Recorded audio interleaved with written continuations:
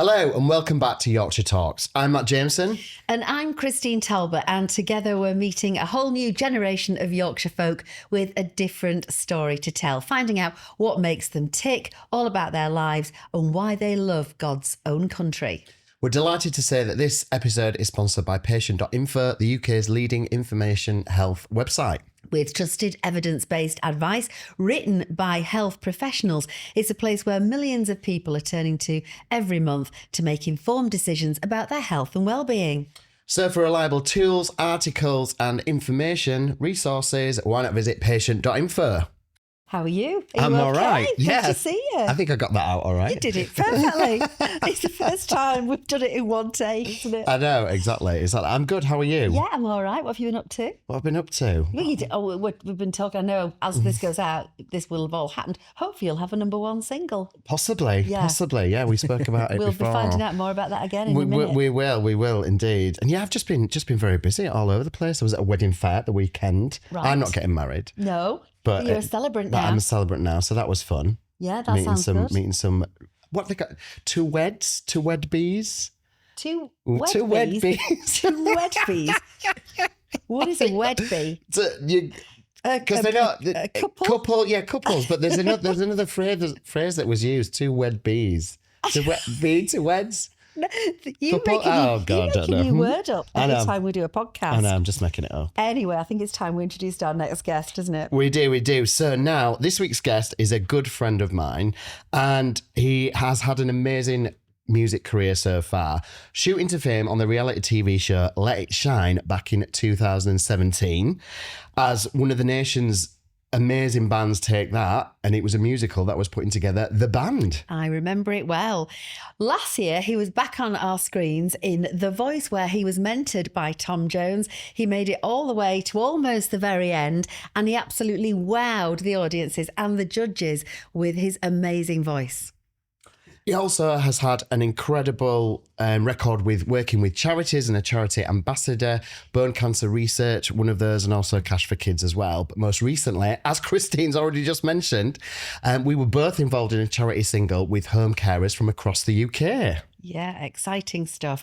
Now, his most recent album, The Green Time Machine, hit the charts, and that showcases his incredible voice. And I'm going to get him to show that off a little bit during this podcast. Please welcome Kuill. Lovely to have you with us. Guys, you okay? Glad to be here. It's really nice to meet you. I know you and Matt are good friends. You've been knowing each other how long? Yeah. About 3 or 4 years now. Yeah, I'd say so. Yeah, we keep, sometimes we cross at different events that we don't know we're going to be at, and then sometimes we work together on events. So it's quite nice, actually, to see a familiar face often. Yeah, it's been fun. And we have a good laugh. Yeah, we do. I am fascinated by your name, spelt cool, yeah. Kuill. Where does that come from? It's not your original birth name, is it? It's not. So Kuill is kind of a homage to a writing quill, which is normally spelt with a Q. But if you type that into Google, you get 100,000 feathers pop up. So that's not very good for a musician. But yeah, it kind of pays homage to my roots as a songwriter and allowed me the opportunity to rebrand a bit. It's got some nerdy connotations as well, but I can't say due to copyright because I don't want to get sued by Disney. Oh, I see. Okay. Yeah, we definitely don't want that. I'll be googling that later. It's nice and easy. All the fans got it straight away what I was going for. They know exactly why I'm called Kuill, but it is also one of them names that it's peculiar, it's weird. People are like, oh, what does that mean? It's a little bit like Adele. It's just kind of one word. And yeah, it was an opportunity for a rebrand for me just to focus in on what I was trying to achieve at the time. And it's worked, so I'm really happy. And you know you've made it when you've got a one-word name. This is Madonna, it on Instagram, Adele, which you've just Kuill. got 5-letter Instagram, you know you've made it. You've done it. That's brilliant. Take us right back to the beginning. So you were auditioned for a talent show, Let It Shine, back in 2017. Talk us a little bit through that. Why did you want to do that? And also, what was the experience like? Gosh, yeah. So going to that first audition for Let It Shine was entirely an accident. So I was actually picking up some rugby players from Manchester Airport because we run a rugby club, and we had a few new players joining us, and my partner had heard that there was auditions for this and that Gary Barlow was involved and stuff. And obviously at the time I was just doing songwriting. So he actually entered me into that. And on the way back from picking up those rugby players, came to a building and just stopped the camera. It's like, oh, get out, there's this happening. So I didn't have any songs prepared, any backing tracks, nothing. Just went into the building and just had to kind of figure out what was going to happen. And I don't know if you're aware how some of these processes work on TV shows, but there's kind of a producer stage and another stage before you ever get to the TV bit. So I walk in and go to the desk and they say, yeah, we've got you pre-registered. And then you go into kind of a round table of 15 other young people, and you go around and you do like a 30-second a cappella song. So we're going round, blah blah blah. And what did you sing? Can you I remember what you sung sang? Corinne Bailey Rae, Put Your Records On. Classic. Which for me has a real personal significance in my life, which I'll tell you in a minute. And sung a bit of that song, sat down, everyone did the song. There was some suspect versions of songs. And then they just kind of called your number and says, can number 1 and 7 stand up? Can everyone else leave, please? And it was very much like that for a few rooms. So it was a bit intense. And then by the end of the day, I think it was about 6 hours or something, you go into another room. And thankfully for me, there was a piano, and I explained the fact that I didn't have a track prepared. So did they mind if I sit and play piano for it? So I think I sung Emily Sandé, Read All About It, and then kind of a more elaborate version of Put Your Records On. And then went home. And then I think it was months at the time. You had to wait like 2 or 3 months, and then heard back saying, we'd love for you to progress to the next stage. And that was like the beginning. And it was only at that point, because you have to kind of not get excited about these things early on, because you could just not be chosen for a really silly reason, like they've got too many young representatives from a certain area in the country, for example. So I didn't think anything of it, but thankfully they wanted me back. So then I went back and did a load more audition processes.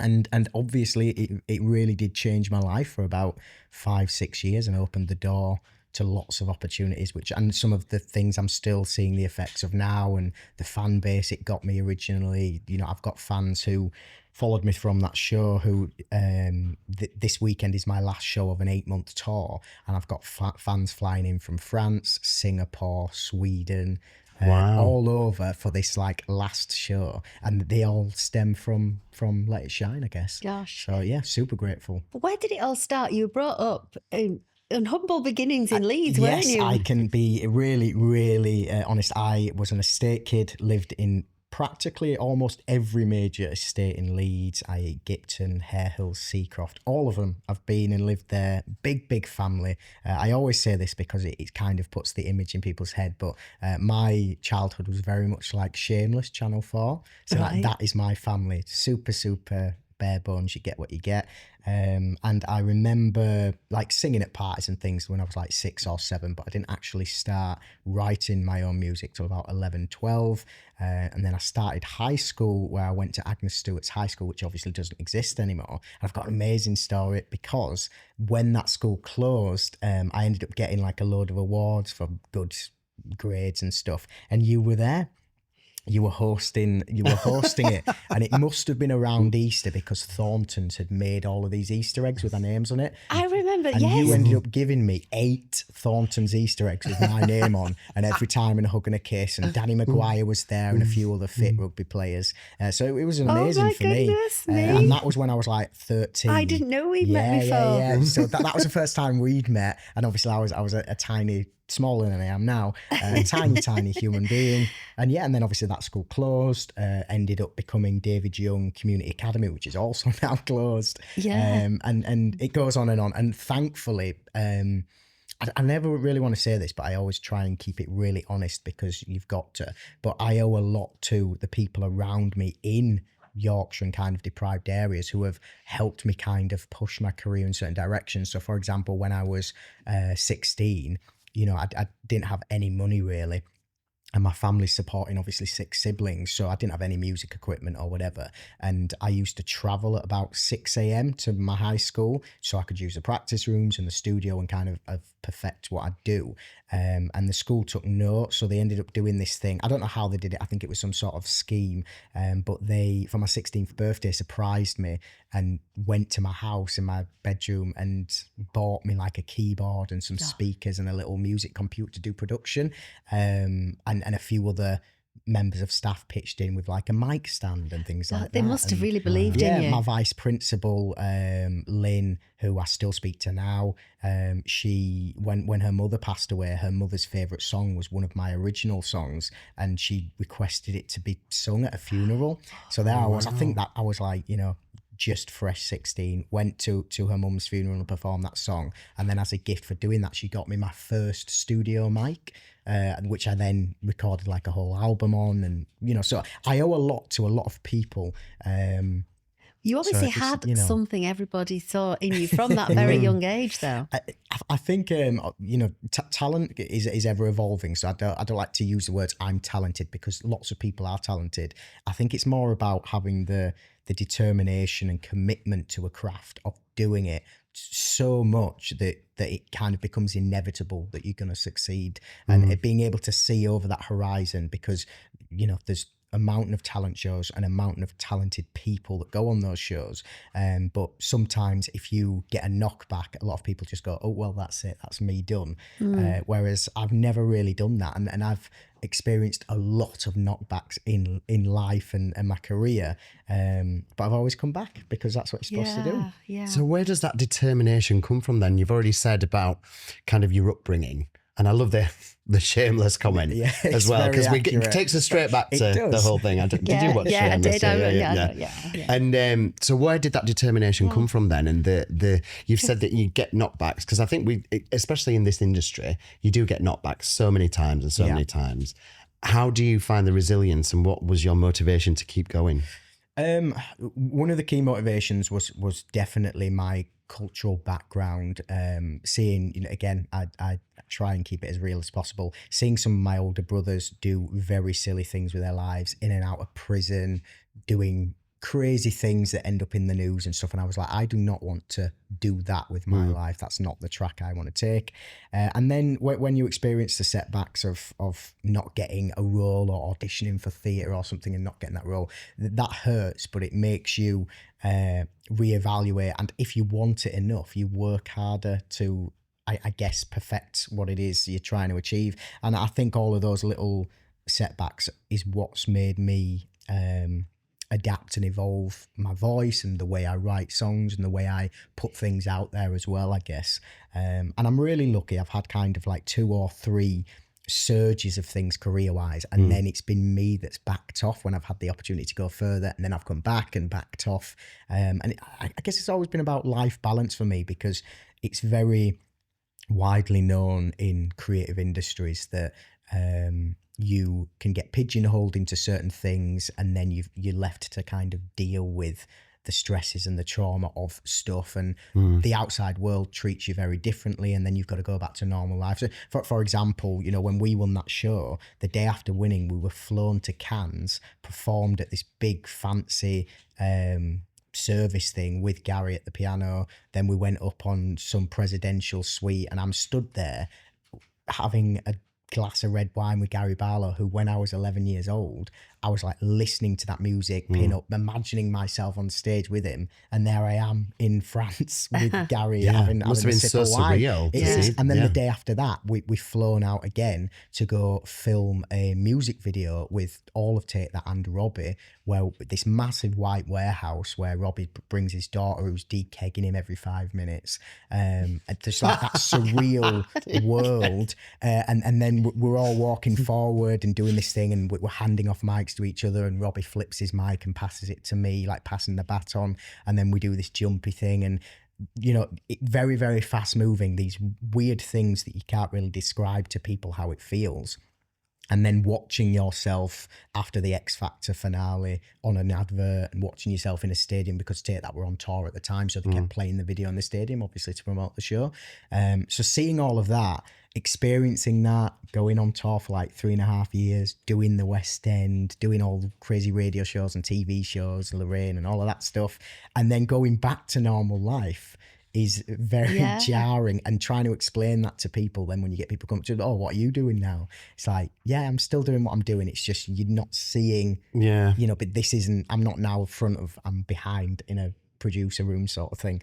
And yeah, it is. It's really weird. So I have a very good relationship with the other 4 boys I won that first show with, because it's a unique perspective, as in, you know, again, when I was at university, I went to Leicester, and it was an amazing experience. But I did have a pin-up of Ollie Murs, a really nice poster of Ollie Murs on my bedroom door, and I think it was within 8 months of having that poster on my door, I was on stage with Ollie Murs performing with him. Oh my God. Just really weird. Pinch and, me moments. really weird. And I'd worked with Matt Cardle from the X Factor as a songwriter, and then obviously I did Let It Shine, and Danny Minogue ended up being on the panel, who, you know, won X Factor with Matt Cardle. In fact, this is a really weird thing, and I'll have to see if I can remember it.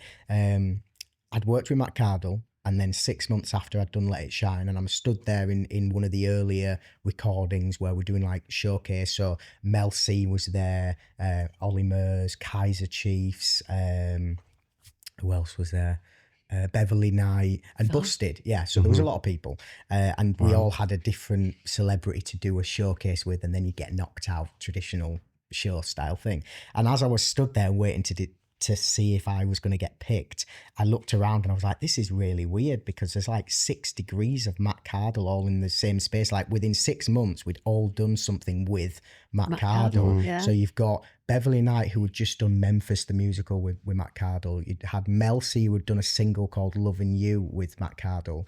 You'd had Martin Kemp, who had been his partner on Who Wants to Be a Millionaire with Matt Cardle. You had Gary Barlow, who had also done a song Run for Your Life with Matt Cardle. And then you'd had me, who just worked with him. And I was like, this is a bit bizarre. Like, what are the odds of all of these things lining up? And then the thing with Ollie and all of that. So for me, it felt, I don't want to say prophetic, but it definitely felt like this was meant to happen.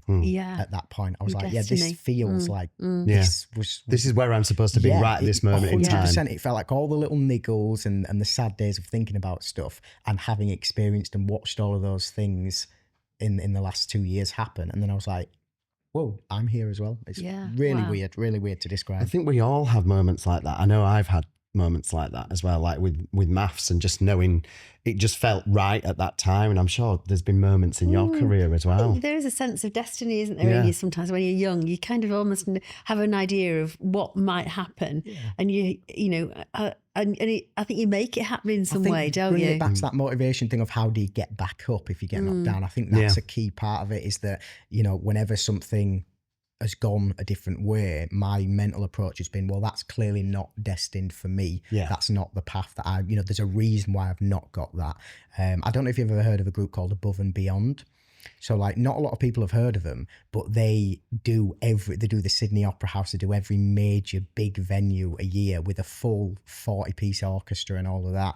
And this was, I think I was like 14 or 15 for this, and I got down to like the last 2 of being their guest performer, and it would have meant I'd have been on tour for like 2 years with them, and I didn't get it, and it broke my heart for ages, and I lost a lot of confidence. But sure enough, it led to the Let It Shine thing in a weird way, because had I have taken that, I never would have gone down the Let It Shine route and not have got what I got from that. So yeah, it does feel like, on reflection now, I'm like, yeah, well, that was always going to happen, because I never would have got to do Let It Shine had I have got that gig. One door closes, another door opens. This is it. That's always the mentality I've had in my own mind.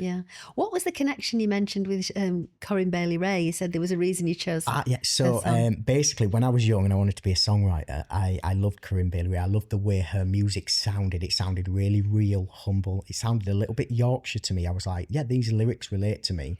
And I was like, I want to replicate that music. So I looked at the writers, John Beck, Steve Chrysantho, and I was like, I want to work with these guys. So I tried to get in touch with them, and to no avail. And I kept trying and just couldn't get hold of them. Everyone on the phone was like, yeah, we'll pass a message on. So I did a lot of research, found the American publishers, rang them, be like, I need to speak to Steve. I want to do this, blah, blah, blah. And one random day I get a phone call, and it is Steve Chrysantho, and he's like, you've been trying to contact me for months. What do you want? And I was like, I just want to come over and sing for you and show you what I can do, and see if you think I've got what it takes to kind of tell stories with my music. So he invited me to Hebden Bridge, which was where one of his studios was at the time. And I sat at the piano and played an original song, and he looked out the window, and I didn't hear anything. Afterwards, he was like, yeah, that's really good. I'll be in touch, sort of thing. And within 3 weeks, I was leaving university to sign a publishing deal with John Beck, Steve Chrysanthou, and Matthew Rumbold, who was the A&R at Virgin EMI, who had signed Corinne Bailey-Rae originally. And I was their first signing of their publishing company, which sent me all over the world, literally like every major country, to work with different artists and write music.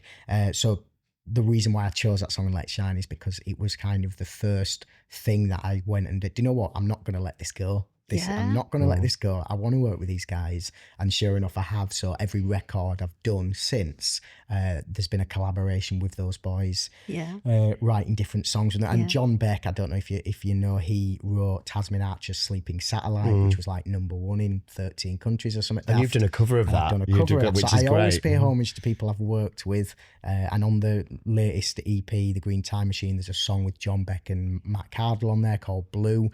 So I always kind of try and, keep hold of people I've worked with, like loyalty. Did you ever meet Corinne Bailey-Rae? Have you met her? Yeah, and she supported me when I was on the Let It Shine. She posted Tim Curtis on Twitter. Fellow Leeds lass. Yeah, exactly. So she was really, really supportive, and did a few like news articles and things like that. So yeah, I feel really proud having kind of not ownership, but having a version of that song that is me, that everyone knows that I sing that song. Yeah. Because it's just a great song, and it's got real good context behind it, because I know, based on the fact that I'm really good friends with those writers, they've explained to me how that was written and where they were when that was written, and it's a really humbling story. Like one of the writers of that song, while he was writing with Corinne, was delivering washing machines around Bradford as that song was being released and achieving these amazing things. He was still delivering washing machines, and for me that's like real, and it was all recorded in a dingy basement and all of that sort of stuff. And I ended up, a few years after that, I ended up getting a massive mixing desk. It was called an Amec Big, that record was mixed and produced on. Oh wow! All of them. So yeah, loads of little personal history stuff. What's coming out in the chat is that you're a great believer in destiny, but you make a lot of your own luck. You make it happen, and I think it's very inspiring to hear you talk. Yeah, I appreciate that. I think for me, it's one of those things that I know that I am happiest when I'm telling stories through music and whatnot. And when I see something and in my head, I'm like, I think this would really, really work for me and for others. You've got to sometimes put your own weight behind yourself and be like, do you know what? Actually, I'm gonna back myself here and see how far I can take it. And sometimes that's really paid off, and sometimes it hasn't. So but you've got to keep trying, haven't you? You've got to keep doing it. Well, 100%. You're a great example of how you can make that work. Exactly. Let It Shine was a musical about a boy band, wasn't it? And you were on the West End stage. I mean, that must have been an amazing experience.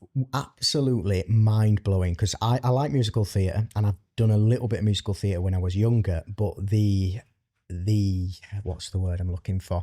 The intensity of doing 11 shows a week, but for us, we were also doing press in every regional place every morning to promote the show. And for us, we also had to deal with kind of the fandom of coming from a TV show. So when we came out stage door, there'd be hundreds of people wanting to talk to you and sign stuff and pictures. So you wouldn't get home till like midnight every night, and then you'd eat, and then you'd lay awake because the adrenaline would be pumping through your body, and then you'd rinse and repeat and do it every week for whatever I think we did like 860 shows or something. So yeah, it was and the thing is the show itself was actually really emotional. So although it was Take That's Music, it was an original script written by Tim Firth, who obviously did the Calendar Girls and Kinky Boots, and it was actually about a group of, based on a true story as well, based on 5 girls, and one of them dies, and they're obviously fans of this boy band, and then they meet again like I think 20 years later. 20 years later, and because I've seen the show, but then I didn't know it was a true story. But then obviously they made the film not that long ago. They made a film of it called Greatest Days, and then they rebranded the musical. They rebranded the musical, and it went on tour. One of the things that I've never said to you, and do you know what? It's just popped in my head as well as you're talking about the show, because I know Rachel Lamberg. Yes, who was the main character in it? Because I was in a show with her years and years ago. And I remember coming to see it when it was at the Grand, and it was the hype around it was just massive. I don't know if you remember. I do when remember, when it was on, yeah. and just to see that on stage and to bring those Take That music, music of Take That to life, but then to be part of that.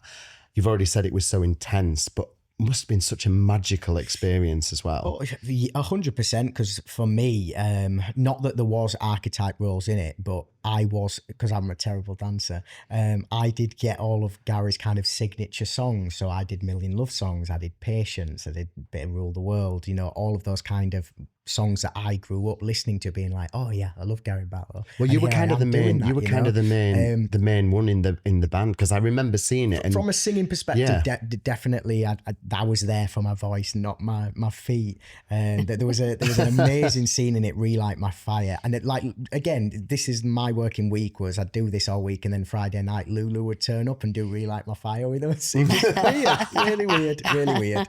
And in that particular scene, all the boys had like these gorgeous gold chariot outfits on with their abs out and I remember, doing this, and there was fire, and I was terrible dancing. So Kim Gavin, who choreographed the London Olympics and a lot of big shows, he choreographed the show, and he took one look and he was like, right, you go stand at the back with a whip and hold the chariot. You can still be in the gold garments with your abs out, but just don't move, don't do anything. So yeah, in that particular scene, I was there for my harmonies. But it's just, again, surreal, because another thing people sometimes don't get if you are on tour moving around all the time is you end up living in a bubble, and everyone on the outside of the bubble like evolves and things change all the time, but you're doing the same thing day in, day out. So a year passes and 2 years passes, and you're going back home and speaking to people, and so-and-so's had a baby, and someone's moved house, and someone's got a different job, and you're doing the same thing. You're singing the same 24 songs every night, doing the same interactions with fans, that sort of thing. So it literally bolts you out of reality for a while. And also when you're moving to different cities, doing these kind of high profile things and going on Graham Norton's radio show and stuff, it makes you feel, oh wow, you know, I'm something, me. And then you go home and eat your tea, and it's just like, really, well, that's amazing. Everyone keeps you down to earth. It's really, really crazy. Yeah. You did take a break for a while. What was behind that decision?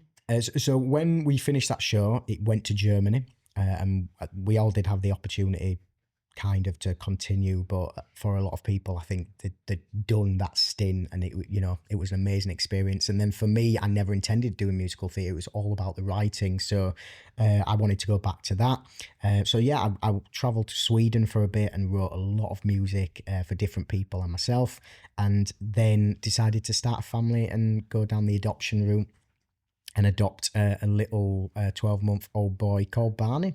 And that was kind of the right time for me, I feel, to like start a family, and got to enjoy a good few years just being a dad, and still doing music in the background, more composing stuff, but just kind of, again, reconnect with real life and advance my own personal life. We moved house, moved to Cherwell, which is a really lovely kind of family village area. And yeah, just live a little, I guess, it was the strategy in my head, because I knew eventually I'd return to kind of music. I didn't know how, if I was just going to focus on writing or if I'd go back to me singing. But I think at the time I was just kind of like, do you know what, actually, I need to live a little bit to get something going to make me feel like I want to do stuff again. And that's the avenue I chose, and it was obviously the best decision I ever made. What was fatherhood like for you? Amazing. Yeah, it was obviously, like I've said, I come from a really big family, so that was always going to happen for me, and it just changed my perspective on a lot of things that I used to worry and stress about, that then you don't when you've got, you know, a little one. Your perspective on everything does change quite quickly.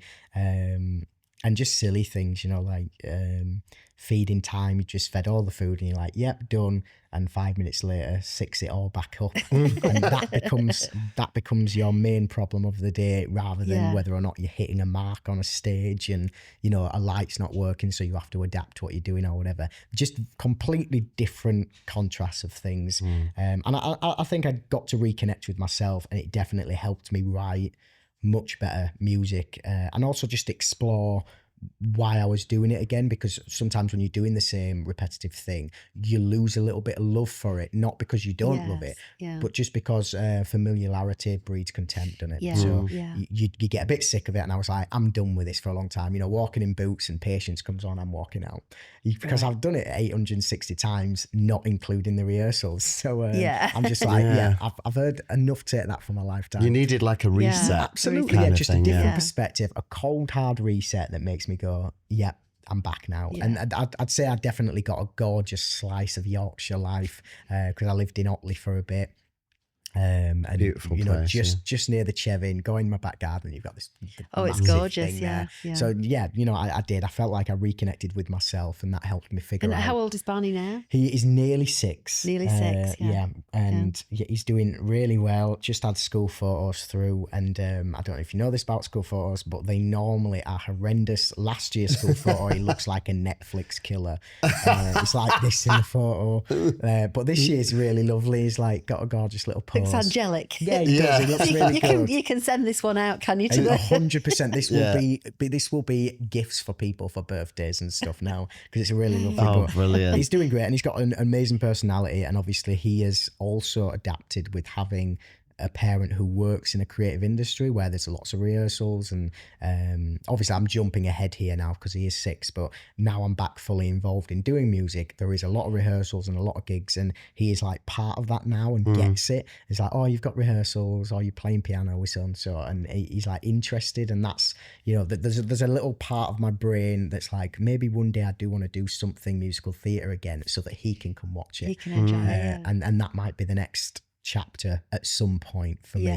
Well, you did a charity gig for me, didn't you? And you came over in the farm day. And you brought Barney along, and he was watching it and watching you perform and everything. Yeah, it was great. And then he helped pack away at the end, didn't he? He did. Like, You got your own little roadie. He sounds He's this great. big free roadie. I don't even have to pay him. He's brilliant. He is, yeah. He's brilliant. He loves experiences. So Do you have a lot of support from your family? Family very much involved with your life? So yes and no. My family are all spread out, and obviously now all of my siblings have full families of their own. A lot of nieces and nephews. But your Christmases are noisy. Like 26 nieces and nephews and 3 godchildren. It's an expensive Christmas normally. But yeah, we do speak. I speak to my parents and my siblings. A few of them are coming to my last gig, and yeah, it's really nice that they've got to see kind of me doing very humble, normal gigs in pubs and clubs, and then they've been and seen me on the West End, and all of those amazing memories. Like I remember my mum and dad coming to one of the West End shows, and it was actually in the Theatre Royal Haymarket, which was the same place that Billy Elliot was filmed as in the film. And for my mum and dad, that was their contextual relevance. So when they were going to that theatre, they would like, this is the theatre from Billy Elliot, and then they were really proud of that. And I was like, yeah, you know, that's really cool. I'm not surprised they're proud. I'm not surprised. Um, What was the turning point that made you go back into the music industry? It sounds really silly to say, but it was all kind of accidental arranging. So originally I thought, right, I want to do music. I want to write my own music, sing my own music, and go out and do my own tour. But I want to stay independent. There was lots of opportunities to sign to people. But if any musicians are watching, sometimes when you sign these things, you give away a lot of what you can do. You kind of get told what you can and can't do, which I've experienced firsthand. So I was like, if I'm doing this, I'm doing it fully independent, and I'm going to back myself financially and see what we can do. And that was when the Kuill thing started. I was like, how do I escape the fact that if I try and have a music career independently, I'll always be brought back to everything I've previously done that's not about my music? And that's when Kuill was born. So it was very cool, because I was sending demos out to different artists, some famous, some not, saying, listen to this song. And in the past, that had always worked. I'd get an email back saying, great song, let's meet, let's do this, whatever. When I was sending songs this time and people were checking out what I did, I got very polite no's and sometimes ignored. And it was definitely because of the reality TV thing. You know, I felt a bit judged, kind of like my credibility as a writer and an artist was diminished because of doing reality TV and stuff. So I wanted to escape that, but the only way to do that was kind of a full reset, go completely anonymous at the time, which is what it was. And then I started releasing and sending things out as Kuill, who obviously no one had ever heard of. Yeah. And funnily enough, immediately, bang, replies, opportunities to do this, that. And I was like, you Wow. bastards. Because it highlighted to me the shallowness of the industry. And it also cemented the fact that, I'm staying independent for this reason, because you just highlighted how fickle people can be. The fact that you've now judged this song on the song's merits because there's no backstory anymore. So I put together a tour. It was a storytelling tour, kind of telling the journey of all of these things with an album and explaining to people why I was kind of rebranding as Kuill. And we toured that, London, the North, Manchester, everywhere we could take it. And it was amazing. Got to pick and put together my own band, which has grown exponentially. Got like 4 guitarists now and a violinist and everything. Crazy. And we did this amazing show in London. And after that show, we got contacted by the producers for The Voice. And so how did that come about then, going back into reality TV? In the London show, I'd done this big spiel about how I never want to do TV again because it made me feel this way. And then immediately after the show, I get contacted and saying, oh, we'd like you to consider this. And immediately I said no.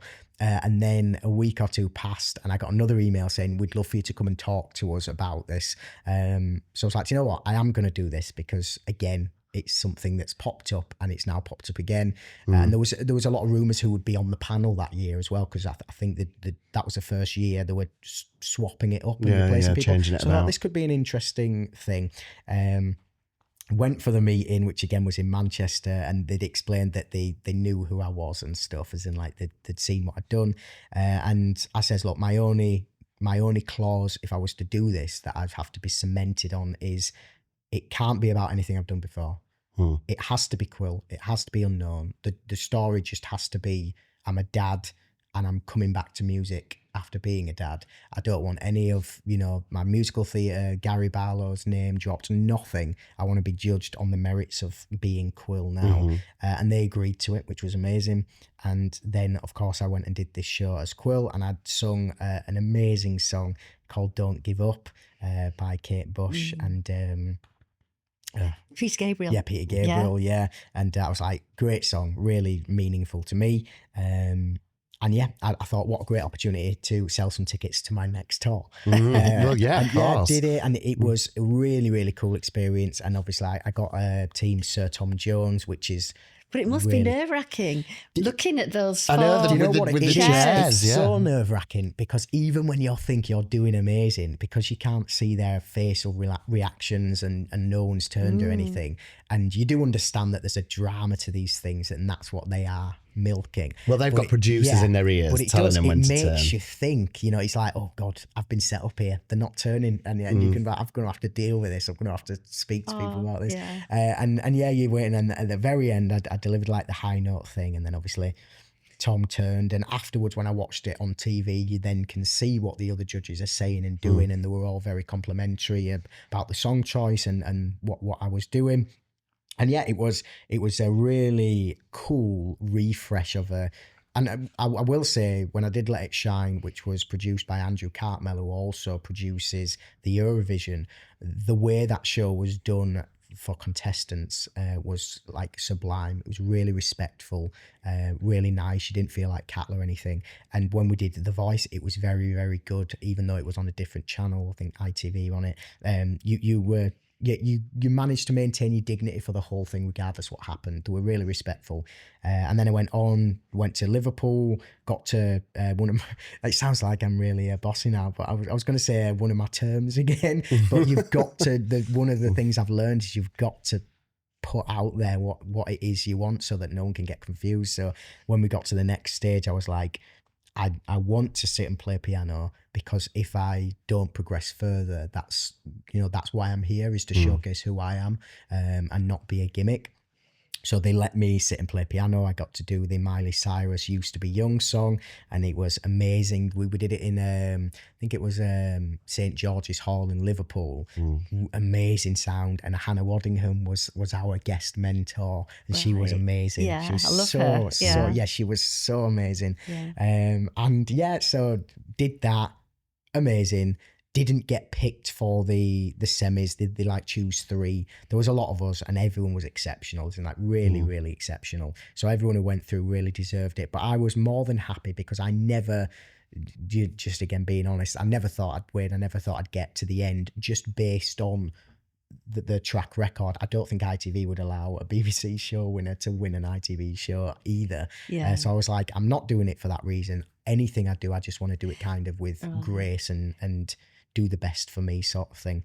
And yeah, I'm really glad I did it because it did unlock more doors. I ended up going and performing at Twickenham live to 80,000 people, God Save the King, For and the rugby. Jerusalem, and that was just mind-blowing. Never thought I'd get to do something like that. Got a load of bookings, sold out my next tour, and again, as an independent artist, it's really difficult to describe how hard it is to sell a lot of tickets and get them to turn up to your shows. And we did a massive like 450 seater show, and it was the highlight of what I'd say, even though I've done all these amazing things, that's like been the highlight to me of having people sing my songs and watching them sing my songs, which is just really cool. So yeah, it's been a whirlwind, I guess. And doing the show the second time around was very different because I had Barney and I was leaving the filming and stuff, and I wasn't like second guessing myself, being like, was that good enough? I was just like, right, I've got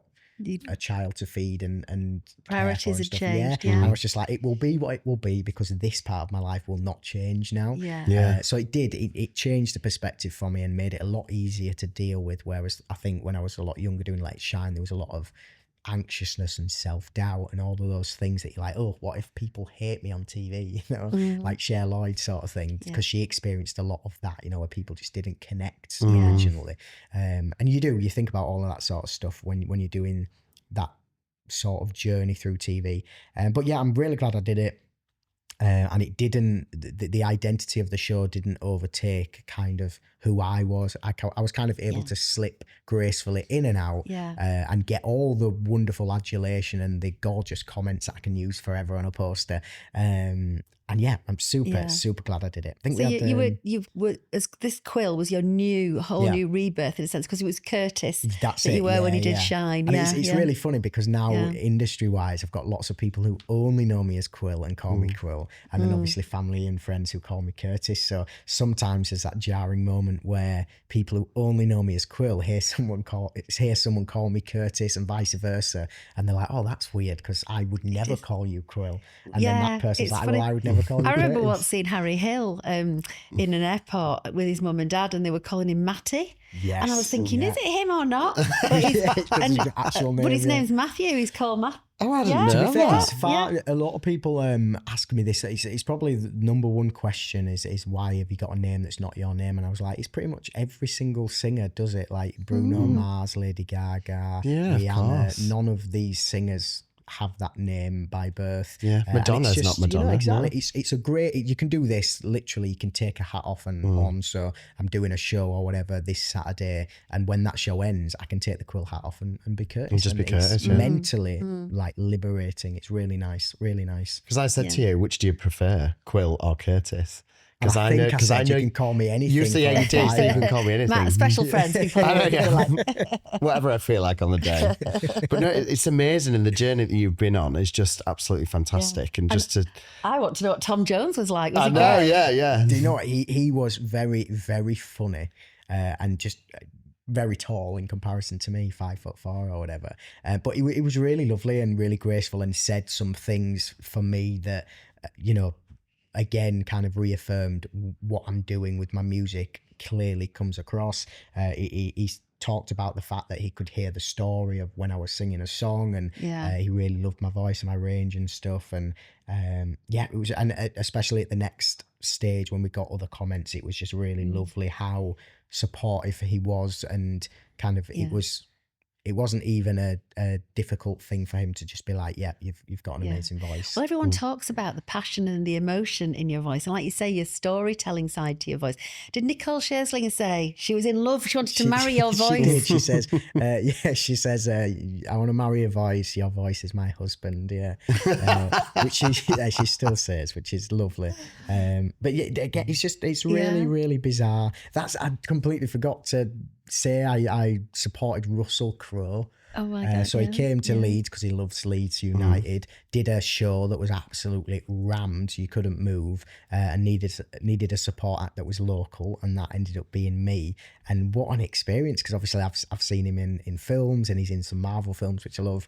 And he's there sat, having a cup of tea, getting ready with his band to go on, and I'm doing my set. Was that last year? Yeah. Oh, literally, yes, I remember all that these happening. things just happen, and I'm there in a dressing room, and he ended up giving me like 15 boxes of tea bags or something that all had his name on, which I've still got some in my cupboard. And just these weird, surreal, and for my dad, for example, who loved, he's got the Gladiator helmet in a cabinet at home, and these little contextual things for my family members that see things a certain way, for them, it's like, justifying what I'm doing. So nothing else you do matters, but they met Russell Crowe. There we go, yeah. The fact that I've worked with Russell Crowe, who is, and has He's done made some it. incredible things, and I'm there having a cup of tea with him and talking about silly stuff. And it's just one of them weird things that after Let It Shine, I'd kind of accepted the fact. I was like, that was probably my moment of doing something crazy, and now whatever is after this will be path you're on great, is a different but one, it is just what it is. And then to get to do it all again and do the TV thing and have that kind of exposure and do TV shows and stuff again, it's just not what I thought I'd be doing. And yeah, I'm really grateful for So who having knows that what the second. future holds? Exactly. Well, I mean, your highlight of your career must have been singing "Angels" with Matt There we go. in the Again, home just, carers charity single that you did. Which was It's amazing because obviously we did it at Abbey Road Studios, which for someone like me, coming from the background I come from, it's not the first thing you think of. You don't go, I'm going to record something and I'm going to go to Abbey Road Studios to do it, because there's financial implications. It's very far. It's a lot of work. So to get to do that at any age, I guess, and if you are like a normal musician, you are very, very grateful to do that, because not a lot of people get to do stuff like that. Is it a big ask of me to ask you to give us a little bit of a taster of your voice? I know, just suddenly out of the blue. Maybe something from the new album, just a little bit of a line for us. I know it's a big thing. Yeah, I might do it. It's early, guys, so morning. please excuse Cold the morning in awful Leeds. voice. This song I'm about to perform, thankfully, was an official charts top 40 album, again entirely independently, so that's from fans pre-ordering and saving stuff, and I'm super grateful for that, because artists spend hundreds of thousands of pounds on campaigns to achieve these things, and I've done it just off the back of fans, so I'm really grateful for that. I'll do Green Time Machine. Let me think how I can do it.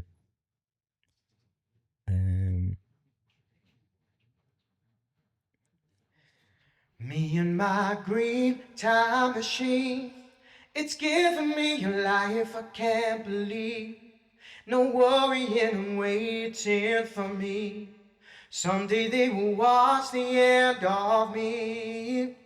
Life goes rushing by, my eyes are open. I just wanted to feel alive. I watch myself move in slow motion. I just wanted to feel alive.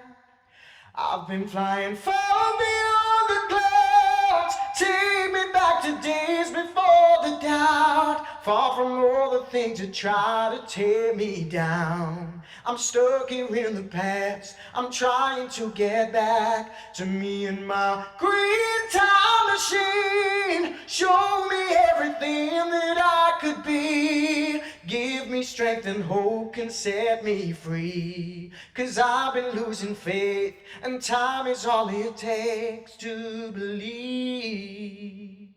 That's Oh like a my version word. Amazing. Thank you. That is It was awful. It but was for the record, not. It was like, but I yeah, was getting few worse goosebumps. things. I know, it Is was that one of your amazing. own? That's- Yeah, so that is the song Green Time Machine off of my EP Green Time Machine, which is kind of like a smaller album basically. So I did my first 2 albums and I thought I'll do a little mini album explaining an idea I've got. And the idea of it was there's this green time machine that we all experience things in our lives, good and bad, that you sometimes get caught up in and you're like, could I have changed that and would it have changed who I am today? And the idea of this EP was having this ability to go back in time and change things, and whether or not you should change these things, like when you fall out with family members or friends, or you let opportunities go, you say no rather than you get kicked off or something, and you're like, should I have gone down a different route with things? And it was all about that sort of thing, dealing with like anxieties of how much do you need to do until you feel accomplished with yourself, sort of thing. And I guess at certain points in like my career, I definitely got caught up with the idea of, I need to do this to prove to people that I have got what it takes, sort of thing. And in some respects, that idea has spurred me on and motivated me, but it's also been a terrible aggravator for anxiety and making me feel like rubbish all the time.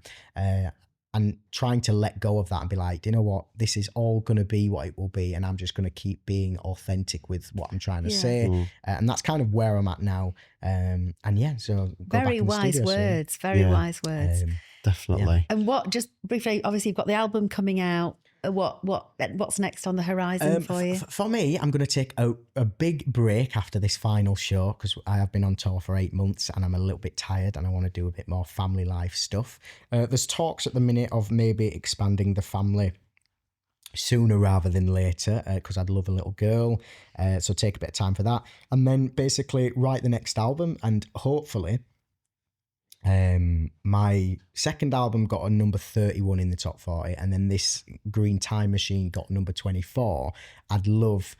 Even though everything I've just said about chasing things that make you feel validated, I'd love a top 10 and then I'd be happy. I don't want a number 1, just want a top 10 to be like progression, independent. So I think that's the last thing. The next album, I know what it's called and I've written a few things for it. It's called Sonder, and it's probably going to come out late 2026, I think. Then we'll see. Then we'll put the links to everything on here as well. So if anyone wants to hear the whole thing. So we always ask our guests to bring in a couple of things, something that means Yorkshire tea, first of all. What? Now that's Yorkshire tea with a difference. It is. So it's for 2 reasons, actually. So Yorkshire tea has accompanied me everywhere I've gone, no matter how glamorous it has been.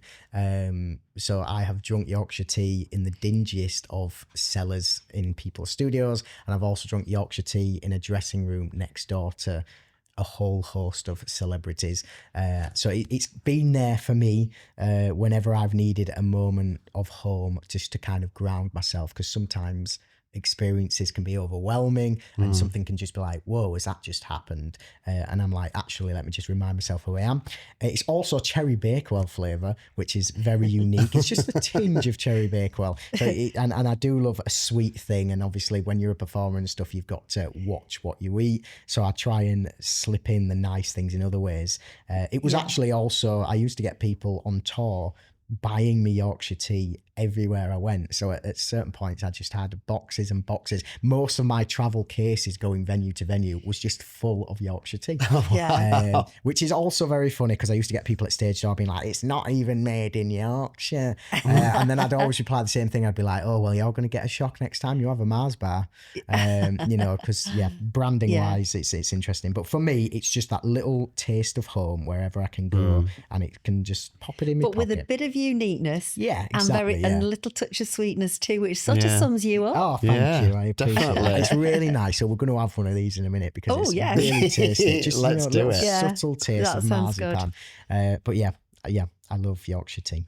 And also something special to you. What's something that's special to you, Kuill, Curtis? Is it in Yorkshire in general, or no? Just something means something to you. What means something to me? I guess family, as in like who you choose as family. Obviously, like my biological family I love and have supported me, but I've had the wonderful opportunity of choosing and evolving my own family, obviously with adoption, and also with my friends and colleagues who have come into my life through music and then stayed and been part of this like amazing journey as well. So I'll just give you a little explanation of someone I know. There's a guy called Mark Johnston who lives in Lanzarote, who I met when I was very young and performed with him, and he's an amazing guy, performs every night on the island. And my last finale show, the big sold out one after I'd done all the TV, I was like, I want him to experience this because he's been part of this journey. And he also wrote one of the songs on the album. So I flew him over from Lanzarote with his family. He performed the whole show and got to play everything under the sun. And for him, in his professional life, you know, he's in his late 50s. It was the biggest show he's ever done. And he's got that, and I've got that as a memory now of like our union in music, I guess. And it was just amazing to have him physically here, because when we met all those years ago, we never would have been able to say, oh, one day you'll be flying to Leeds to do this big sold out show, it's going to be amazing and you're going to be part of it.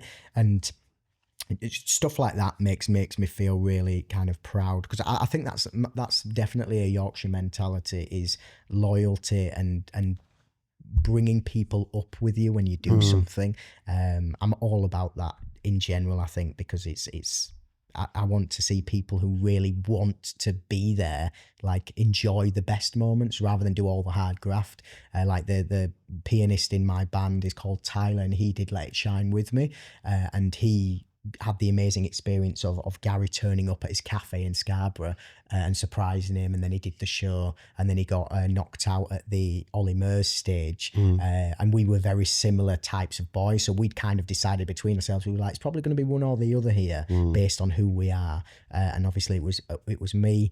And then years later we ended up reconnecting through the show, and now he's like full-time in my band and I see him every week, and we've got those amazing memories from all long ago sharing with that, but we've now got these amazing new memories from the shows and the success we've done of these tours, and it's really nice. And I consider him family. I consider Mark family. So yeah, I'd say family to me is like the special thing that at the minute makes me want to do everything.